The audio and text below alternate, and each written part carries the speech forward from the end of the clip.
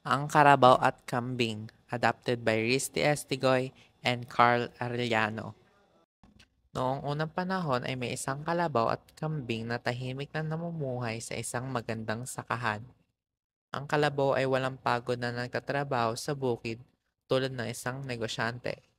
Mahusay na nagtatrabaho sa kanyang may-ari sa bukid.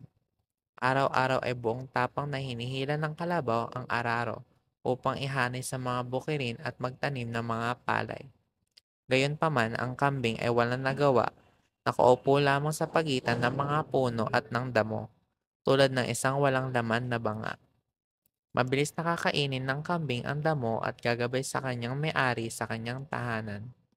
Hoy kambing, pumunta ka dito. Huwag maging tamad. Sigaw ng kalabaw, Yaya, alam ko. Huwag ka masyadong madrama. sabi ng kambing.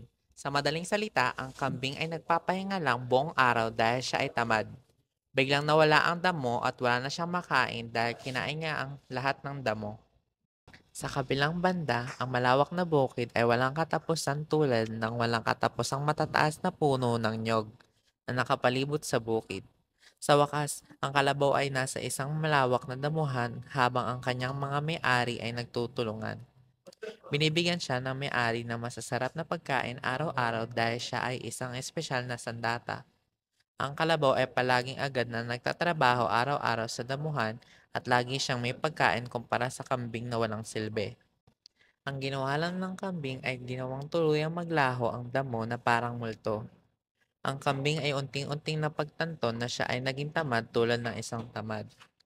Kumakain bawat oras at walang ginagawa sa buong araw.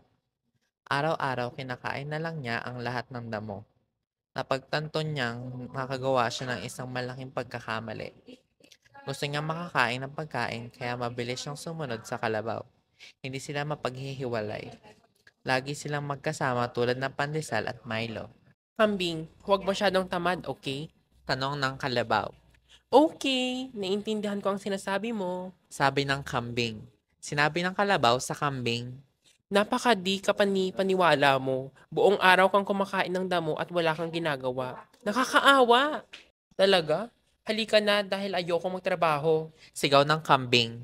Hoy, tinanong pa kita ng isang beses. Maging magalang ka. Nagalit ang kalabaw. Sige, igagalang kita. Ngunit kung bibigyan mo ko ng pagkain, ibibigay ko ang gusto mong gawin ko at trabaho araw-araw. Tugon ng kambing. Kung gayon, magtrabaho ka na kung gusto mong patunayan ang inyong sarili na maging isang masipag na tulad ko. Sabi ng kalabaw. Kalabaw, mangyaring ibahagi ang inyong pagkain. Nagugutom na ako. Hindi ko nahahayaang mangyari ulit yon. Sigaw ng kambing. Okay, ngunit maging mas responsable at igalang ang pagkakaroon ng trabaho. Sabi ng kalabaw. Mula sa araw na iyon, buong tapang na dinala ng kalabaw ang mabigat na ani ng palay upang ibenta sa palengke. Ang kalabaw at ang kambing ay makakakain araw-araw dahil sila ang pinakamasipag sa mundo.